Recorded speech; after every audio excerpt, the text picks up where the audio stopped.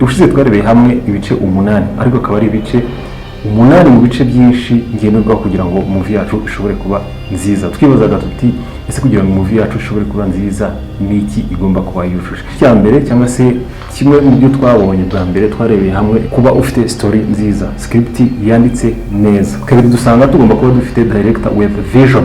Gatatu tuza gusanga dukeneye casting director, the actor that bring the story to life. Kane tuza kureba dukeneye cinematography cyangwa se director of photography agomba kuba afite ubumenyi nibura kuri bya bindi twavuze haruguru.